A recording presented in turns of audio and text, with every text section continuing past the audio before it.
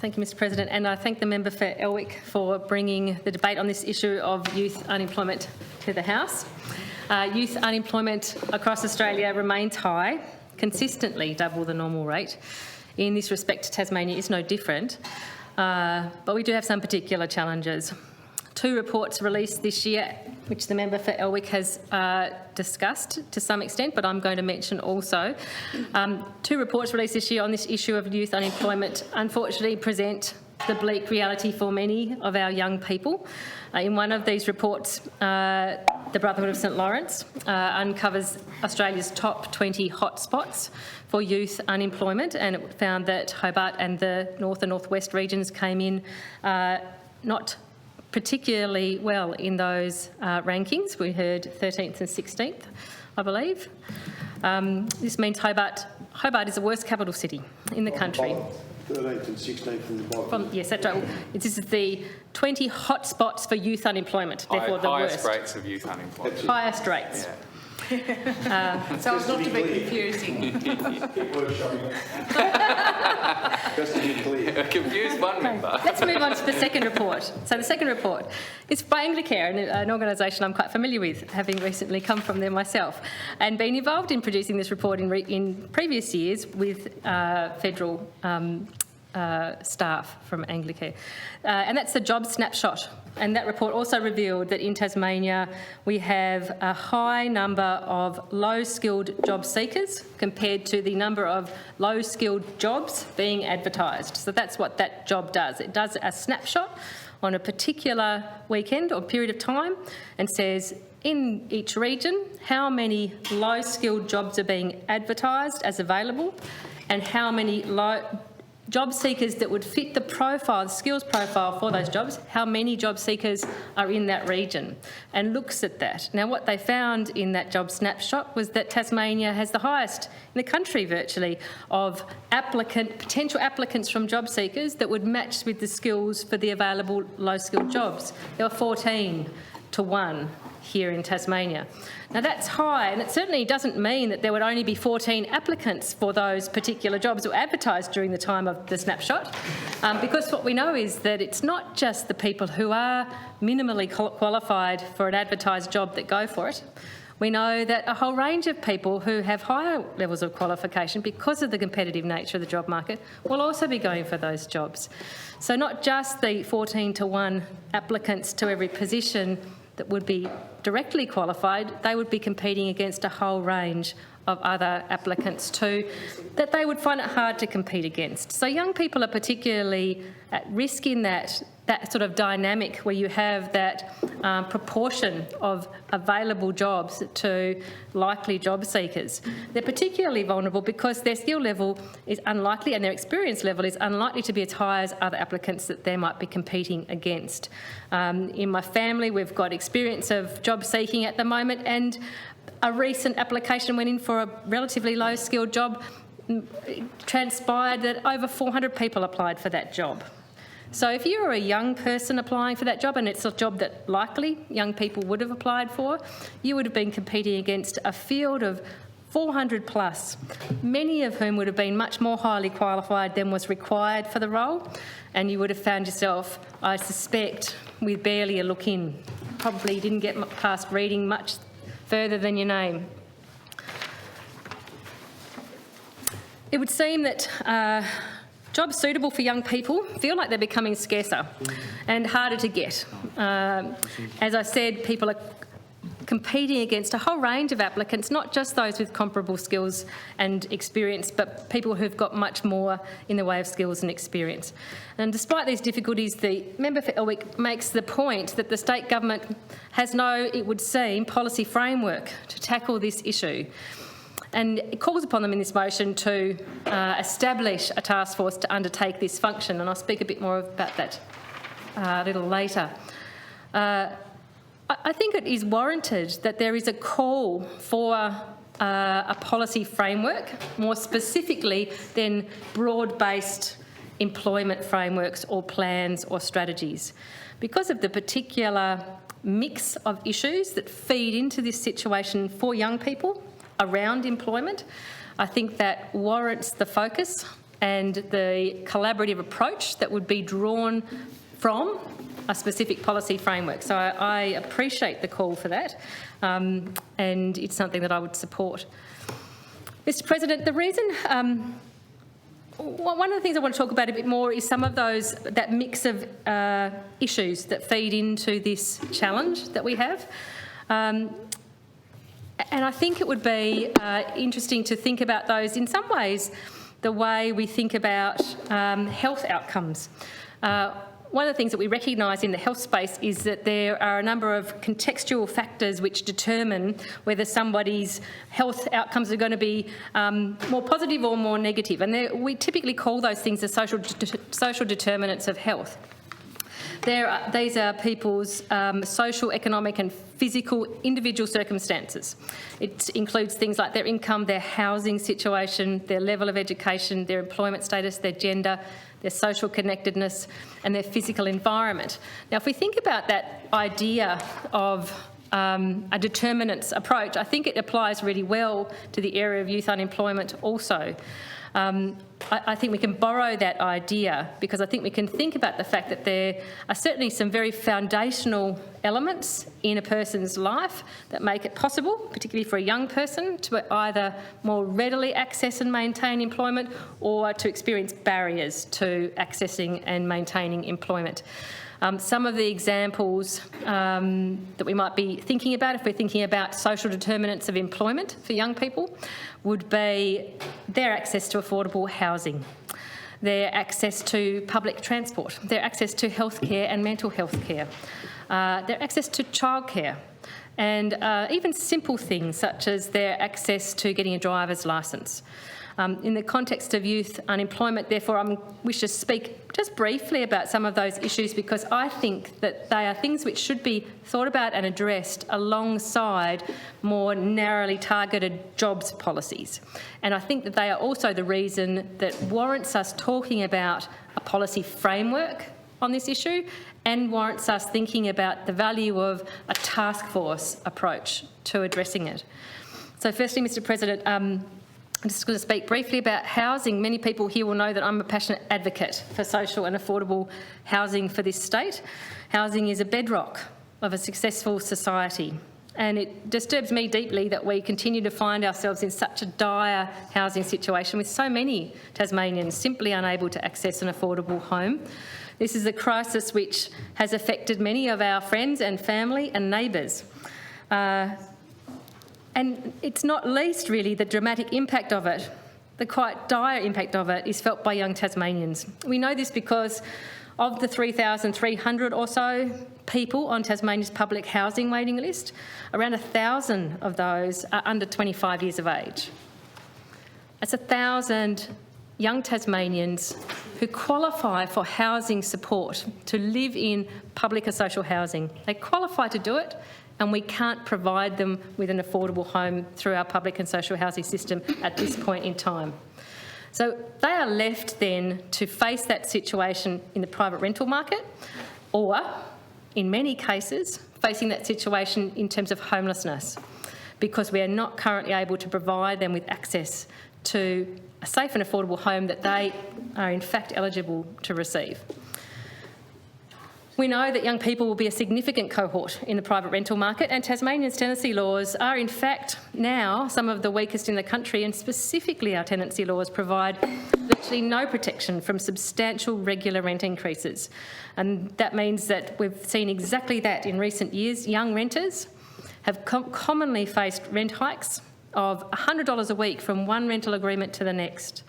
So that's coming to the end of a lease, renewing a lease into a new lease period, and rent goes up by $100. There's nothing to stop that happening in our tenancy laws if the landlord can make an argument that that's market rent. And because we know property prices, the rental market has gone gangbusters here, everyone has just bumped up each other's rents. And we would commonly experience hearing from people in our community who are experiencing these enormous jumps in their rent year after year as they enter into new agreements, rental agreements. Got to bring in new flat rates to help pay for it. Well, other jurisdictions tackle this in a range of ways. Sometimes there's a maximum amount that can be increased at any given time, a proportion of the rent that can be increased at any given time. It's a good conversation for another day for us to have about ways we can really improve protections in our Tenancy Act, given the private rental market here at the present time. We also know that the private rental market has become incredibly competitive because of a whole range of factors, one of which we are also due to talk about in this chamber is the short stay accommodation market, which has made an impact into that space, with particularly in the Greater Hobart area, private rental stock being depleted by the shifting of properties into the short stay accommodation market. I believe the effects of this on everybody in Tasmania, actually families, older people and particularly young people who are very vulnerable in this space, is simply unacceptable. We heard from the member for Elwick outlined in quite detail actually, the rates that young people receive in their income support payments through our Centrelink system. And they are low. They are so low as to be untenable. Another report that I was regularly involved in my prior role with Anglicare was the rental affordability snapshot that we would do on an annual basis. And I can say certainly for the 3 years I was involved in doing that report about Tasmania, and I believe it occurred again this year in the most recent report, when we did a snapshot of rental properties available in this state on a weekend in April, and that includes units, houses, rooms in share houses, every sort of rental that is offered on that particular snapshot weekend. Not one single property, including rooms in share houses, could be regarded as affordable for a young person on youth allowance. It has been the case for years now.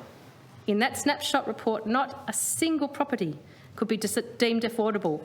So that's a dire situation. That means that the sorts of living arrangements that were typically available to, say, young people or students, share house living, even that is now stretched beyond what could be deemed affordable and reasonable for young people. So I've spoken about housing at length here, and I know it's not about housing, but it's very hard to get a job if you don't have a home safe and secure that you can afford to live in, that you can afford to use as your home base for going about the rest of your life, including education, training and employment.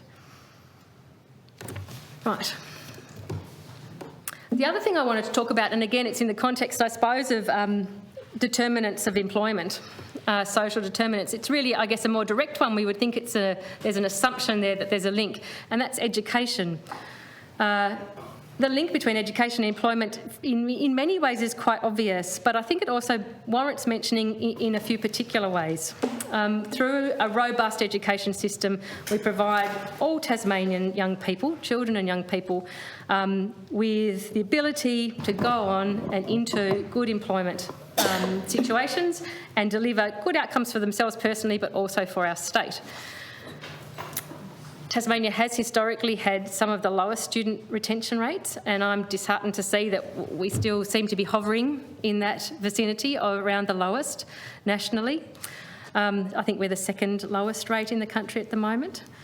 Understandably, this has prompted action by government, and it's excellent to see.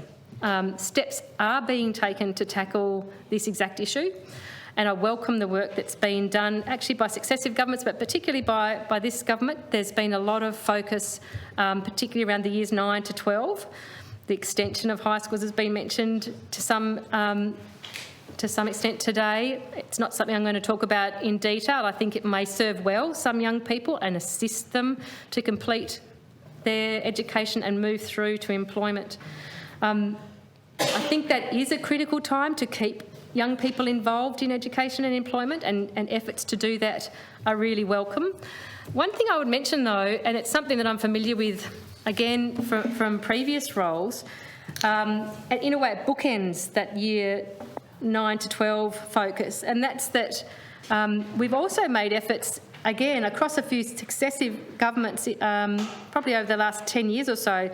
We've made efforts to build up and really invest in early years. So we've done quite well, kind of bookending school in a way. We've got good efforts and investment and results from focusing on early years, and in recent times we've got quite good progress, I think, and efforts and investment around years 9 to 12. One of the things that I saw in work that I've done over the last few years is that we seem to have dropped the ball still in the middle. And I think in terms of ultimate outcomes for those children who are most vulnerable in our community, we actually have to plug that gap and do so in a much more focused way with much greater investment, because what we would see through policy and research work that we would do in the community sector, the spaces that I worked in, we would see that children in particularly vulnerable families would actually begin their disengagement from school, and the member for Elwick would probably concur with this through his background and experience perhaps, would begin disengagement with school in the mid to late primary school years. So we would see children who come from vulnerable families and who are experiencing a range of challenges begin to not really be participating in their educational pathway from about the age of 10 onwards. That would be coupled with a whole range of other factors in their lives, disengagement at home, experiences of trauma and abuse at home, homelessness, all sorts of challenges. But the problem is we don't meet those challenges well, and those are precisely the children who, as they begin to disengage from school at the age of, say, 10, our efforts in year 9 and 12 aren't going to touch them, because they definitely aren't going to be at school by the time they get to that age group. We've lost them already. Through the chair, given the trajectory of some of those kids, well, particularly in the northern suburbs, it almost requires an emergency response, but we don't rush there to wrap around that child and re-engage them and get them through. That's absolutely right. They continue on that trajectory.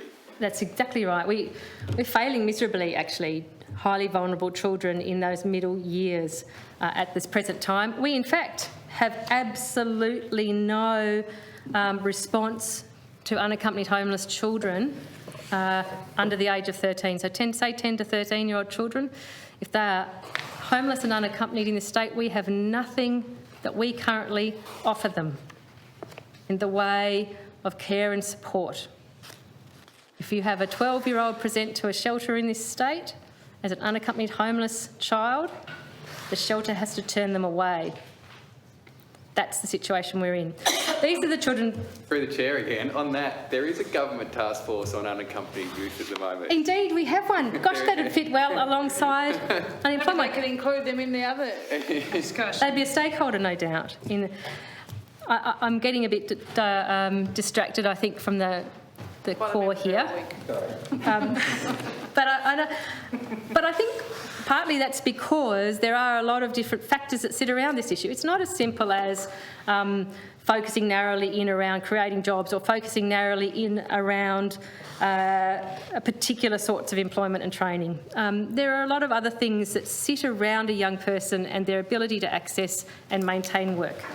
But I'll try and bring myself back onto track, Mr. President.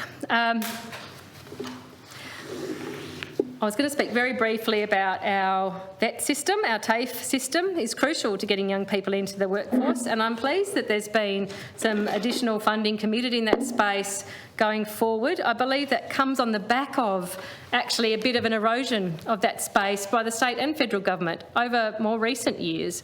So I hope that the reinvestment into that space by the state government will in fact not just allow us to band-aid the erosion that's happened in recent times, but will be enough to take us forward into a more positive situation. And I note, actually, even at a federal level in that space, we have Senator Jackie Lambie being quite a champion and quite a strong voice advocating for more investment and us doing a better job around vocational education and training and TAFE facilities. Right. Mr. President, the issues of housing and education undoubtedly play a strong role in a young person's ability to find work, but I'd also like to address three quite specific issues which I believe could be addressed more in the short term and again would come within the remit of a task force if they were to give a holistic, focused approach to this issue. The three things I'd like to talk about very briefly are about improving driver's licence access, improving access to childcare, and improving the way we deliver employment services to young people. Getting your licence is often one of the most liberating moments that we can experience in our lives. I was pretty late coming to it, and I think parents generally probably appreciate the moment when their children get their licence, because you end up losing one of the hats that you wear, which is the taxi hat.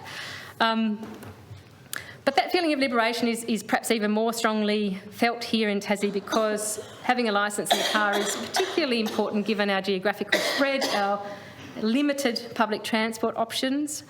And having a licence is beneficial socially, as well as in terms of employment or education and training. It's disappointing that in Tasmania young people are facing lengthy wait times to simply sit their test to get their licence. I believe just a few months ago the Mercury profiled a young man who was shut out of a job because he simply was stuck waiting to get his licence, and the job that he was potentially able to get required him to have one. Through the chair, I can report that he has now found an apprenticeship. I think he's got to resit his driver's licence again, but he's my constituent, I know him well. Well, a lot of people take more than one go at it. Yeah. And again, another reason you don't want long waits. Found an apprenticeship. So, Fantastic and news. I think they're prepared to wait the month that it's going to take, so That's good a news. very good news story. Yeah, Thank very you, capable. Member for Elwick. And that young man is clearly not alone. In fact, I believe that sort of has prompted the government to take action to fix to some extent wait times. One thing that concerns me about that, and I was a bit dismayed really to read that potentially the policy response involved in trying to fix wait times was to open up driver assessments to the private sector. That's a type of approach we've seen before underfund good public services to the point where they break and aren't actually meeting the needs of the community, and then move to a privatisation model as a solution. I hope that doesn't happen in this space. It has. That's very disappointing then. I think it would be a shame. Send an issue of quality control through you, Mr. President. Well, there's all kinds of issues that come into play once you've privatised a service which could have readily been delivered by the government if they'd funded it adequately in the first place. Right, I'm going to move on from that though, and what I would like to talk about is you've got that direct link there around driver's licences and cars and access to that and getting a job for some people. There's another issue that I think perhaps doesn't get the same level of attention in terms of being a direct enabler of accessing employment, and that's in terms of young mothers and their access to childcare and their ability to get a job if they have access to adequate and affordable childcare. I thank the member for Murchison for the attention that she provided in her speech on gender considerations relating to this issue and some of those matters that she highlighted. I think this is quite a particular one that probably fits in the same vein. Now, childcare doesn't have to be an issue that relates just to women and girls. It is an issue that ultimately, I hope, relates equally to men and boys. But at the moment, we still face a situation, particularly for young women who may also be mothers, that childcare tends to fall on them as a responsibility, and then therefore on them as an issue to solve in terms of their employment prospects.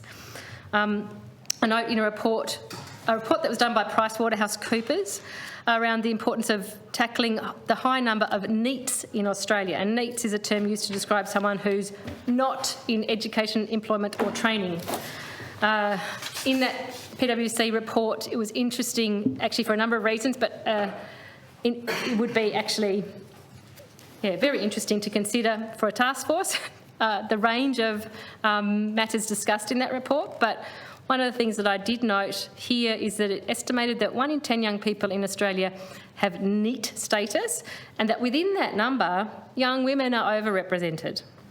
It also argued, this report argued, that one of the most effective ways of tackling the NEET issue of NEET young people is to target young women by improving their access to childcare. So I would think that these sort of issues that sit around a young person's ability, and we need to think about it in terms of different sorts of situations around gender as a holistic response to the issue. We know that Australia's got relatively high childcare costs. Young women, many of them I think we would find out there in the community would like to work, but find that the lack of affordable childcare is a significant barrier. I'm going to very briefly talk about employment services. I wish to talk about them because I think we can really improve the way we deliver employment services to young people. And some of the reports and evidence that's been mentioned today really highlights this issue as well. I note the member for Elwick spoke in his initial contribution about the effective partnership in the Sorell municipality that tackles with a new sort of collaborative approach, providing employment support to people in a very local and focused way. I'd also like to highlight a local program that's doing what I think is a really fantastic job of getting young people into work. It's run by Colony 47 here in Hobart. Young people through that program are provided one-to-one mentoring to help them access work or training towards work. It's supported by the federal government's Transition to Work initiative. And it's a program that's making real positive change in helping, I think now, over 100 young people here in Hobart to find work or get into training. And that should be, I think, really celebrated. I think that program through Colony 47, the partnership collaboration mentioned by the member for Elwick and highlighted in the media recently, are ways of thinking creatively and holistically about how we best support people. And I think that there's ways we could do that with particular focus around young people and bring that holistic response. To finish, I'd just like to restate my support for the member for Elwick's motion. I support the idea of a youth job task force. I think there's a range of challenges and barriers relating to the issue. We need to tackle them holistically. A task force idea really gives a sense of urgency and momentum, but also positive action, I think. And I appreciate that I think the member for Elwick mentioned a range of stakeholders who may be involved in such a task force, and I very much appreciated the member for Murchison's focus on the need to involve young people themselves in such a task force. I think that is an essential ingredient and would assist to make sure that the work of a task force didn't drift into irrelevance and didn't drift away from some of the core issues that sit around the idea of work for young people. Thank you to the member for Elwick for providing the opportunity to discuss this issue. I think it is a really important one for our state. I recognise the efforts that the government has been and is undertaking in the space, but I do absolutely emphasise the opportunity to do more and appreciate this suggestion put forward of a policy framework and a task force to do that. The question is that the motion